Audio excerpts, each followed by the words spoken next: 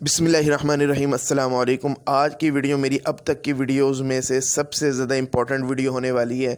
और आप में से अगर कोई छोटे शहर से बिलोंग करता है, छोटे शहर से मतलब मेरा ये है कि जहाँ पे अगर कोई इंडस्ट्री नहीं है, जहाँ पे कोई बड़ी यूनिवर्सिटी वगैरह का प्रोजेक्ट ना है ना आने वाला है, और जिस इलाके के लोग जो है कहीं ओवरसीज़ वगैरह में मौजूद नहीं है, जैसे कि समुंदरी वगैरह हो गया, मंडी बहाउद्दीन, जेलम और कश्मीर का जो इलाके वगैरह, मीरपुर वगैरह, अगर आप किसी ऐसे इलाके से बिलोंग नहीं करते तो आपका शहर छोटा शहर ही कहलाएगा जहाँ जॉब्स की ऑप्शन नहीं है, जॉब्स की अपॉर्चुनिटी नहीं है। अगर आप ऐसे इलाके से बिलोंग करते हैं और आप ऐसे शहरों के अंदर नेक्स्ट 1-2 साल के अंदर प्रॉपर्टी बनाने का सोच रहे हैं, या आपकी ऑलरेडी कोई इनहेरिटेड प्रॉपर्टी यहाँ मौजूद है, ये वीडियो आपके लिए है।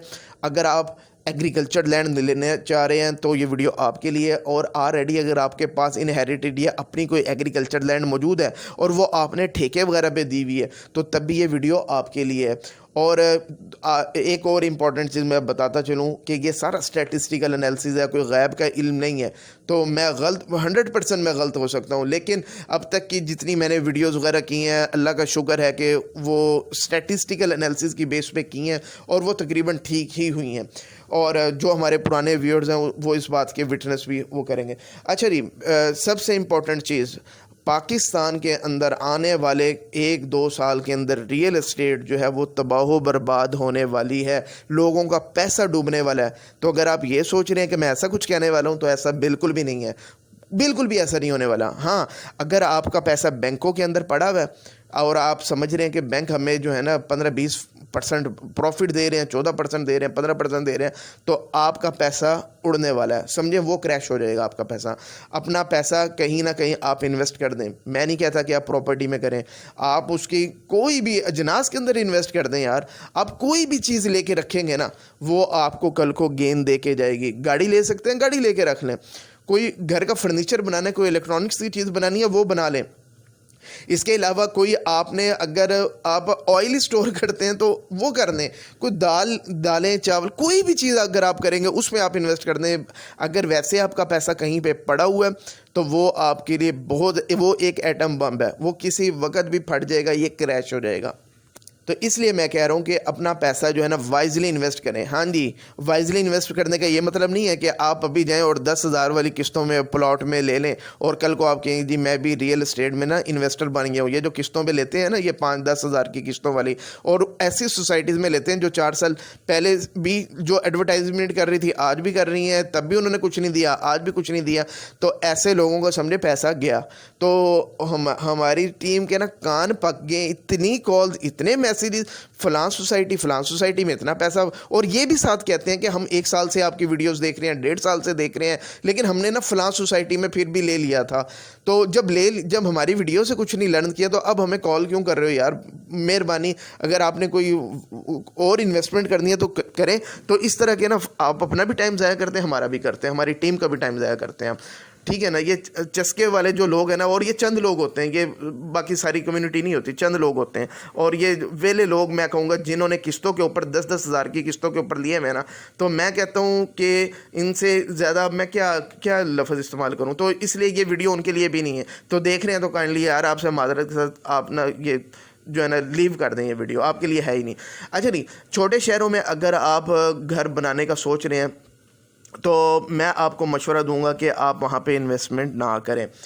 एक और चीज़, हमारे लोग कहते हैं कि एग्रीकल्चर लैंड ख़त्म हो गई है और इस पे पाबंदी लग जानी चाहिए, नई हाउसिंग सोसाइटियों पे पाबंदी लग जानी चाहिए। मैं आपको एक बात बता दूं, अगर नई हाउसिंग सोसाइटीज़ पे आज गवर्नमेंट पाबंदी लगा देती है ना, तो इसका सबसे बड़ा बेनिफिट पता क्या होगा?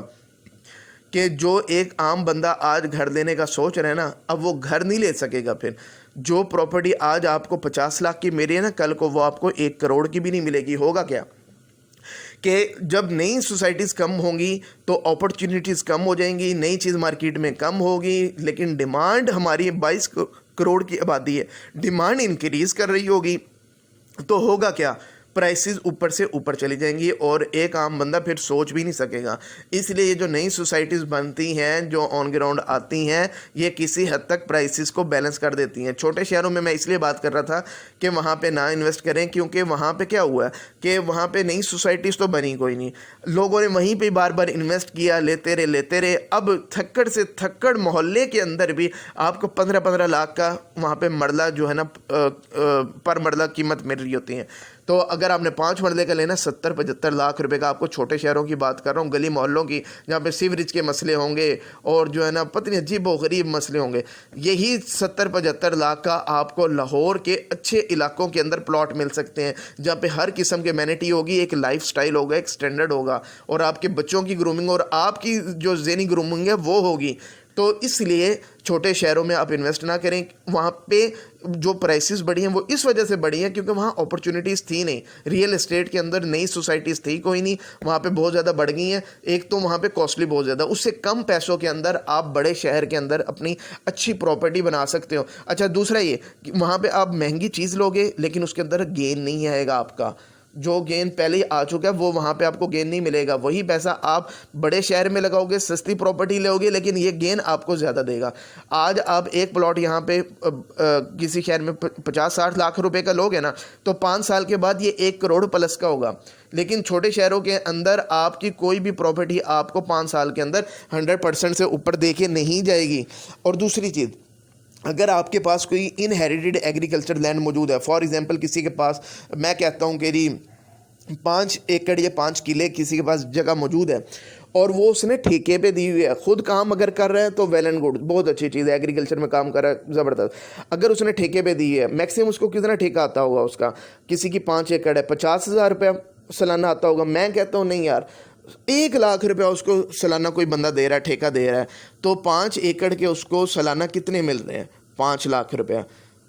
अब उसकी प्राइस कितनी होगी उसकी? मैं कहता हूँ कोई अच्छे इलाके में उसका है जी 50-60 लाख रुपया ऑन एवरेज कर लें, मैं कहता हूँ 2.5 करोड़ रुपए उसकी प्राइस होगी उस 5 एकड़ की, और उसको कितना आ रहा है? उसको सालाना 5 लाख रुपया ठेके की मद में आ रहा है। और वो इसलिए नहीं बेच रहा क्योंकि अब्बा जी की ये ज़मीन थी या दादा जी की ज़मीन थी, इसलिए मैं नहीं बेच रहा, विरासती ज़मीन है। मैं कह रहा हूँ भाई आज ही वो ज़मीन बेचो, ठीक है ना, और वो बेच के आओ, किसी बड़े शहर के अंदर आओ, और आप जो है ना इन पैसों के अंदर 2 अपने 5 मरले के घर बना सकते हो। बना के 1 साल के अंदर जस्ट आपने वो 2 घर बनाने हैं, नहीं पता तो हम आपको गाइड कर देंगे यार, वो बनाओ। कम से कम भी आप 60 लाख रुपया जो है ना आप कमा लोगे इन पैसों से। आप बनाओ 2 घर बनाओ, 5-5 मरले के लेके बनाओ, आप 60 लाख रुपया कमाओगे। और 5 साल के बाद ये आपकी, अगर आपकी 3 करोड़ आप बेच के आए थे ना यहाँ पे, या 2.5 करोड़ बेच के आए थे, तो आपके पैसे डबल हो चुके होंगे।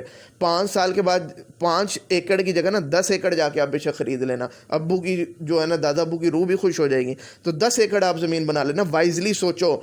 अदरवाइज़ क्या होगा, 5 साल के अंदर ये ठेका आता रहेगा, 25 लाख रुपया कमाओगे, और लेकिन मेरी बात में अमल करोगे तो आप 2.5 से 3 करोड़ रुपया कमा लोगे। मैं आपको फ्री ऑफ कॉस्ट मशवरा दे रहा हूँ, आज ही एग्रीकल्चर लैंड बेचो और आओ बड़े शहर के अंदर हमारे से मशवरा करो और प्रॉपर्टी लो। और छोटे शहर के अंदर ऐसा ना हो कि वो एग्री लैंड बेच के छोटे शहर के अंदर ही घर ले लो या प्लॉट लेके घर बना लो, ऐसा नहीं करना आपने। आप हमारे से मशवरा करो और किसी बड़े शहर के अंदर मूव करो, और बड़े शहर के अंदर भी हम आपको बताएंगे किस जगह लेनी है।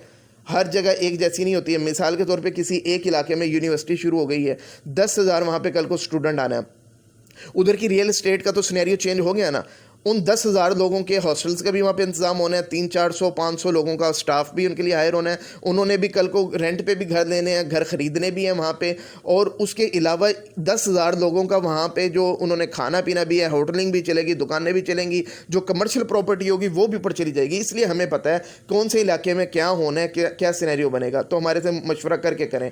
और लाहौर के अंदर आप आओ, मैं आपको मशवरा देता हूँ, आपको कम पैसों के अंदर बड़ी अच्छी चीज़ मिलेगी जो आप आप छोटे शहरों के गली मोहल्ले में भी नहीं कर सकते। हाँ जी, एग्रीकल्चर लैंड लेनी चाहिए नहीं, अगर आप खुद काम करना चाह रहे हो, कोई आपके पास नई टेक्नोलॉजी है, सारा कुछ है, तो आप एग्रीकल्चर लैंड खरीदें, अदरवाइज आप एग्रीकल्चर लैंड ना खरीदें। और दूसरा ये कि क्या प्रॉपर्टी तबाह होने वाली है। पूरी दुनिया के अंदर प्रॉपर्टी की प्राइसेस इस वक्त गिरती जा रही हैं।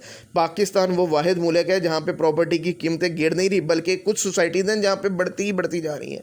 वजह ये है कि यहाँ पे इन्वेस्टर निकल गया, उसकी वजह से कोई डैमेजिंग इफेक्ट आया, दूसरा टैक्सेस की वजह से कोई डैमेजिंग इफेक्ट आया। लेकिन जो जेन्युइन बायर है वो बहुत ज़्यादा है, लोगों ने बहुत ज़्यादा घर लेने हैं, 1.25 करोड़ घरों की शॉर्टेज है, तो इसलिए पाकिस्तान के अंदर रियल एस्टेट नीचे जा ही नहीं सकती है। साल 1.5 साल स्टैटिक हो सकती है लेकिन नीचे नहीं जा सकती, इसने ऊपर ही ऊपर जाना है। तो इसलिए आज ही हमारे प्लान पे अमल करें और वाइजली इन्वेस्ट करें। व्हाट्सएप नंबर आ रहा है, कोई भी क्यूरी आप पूछ सकते हैं। Thank you very much.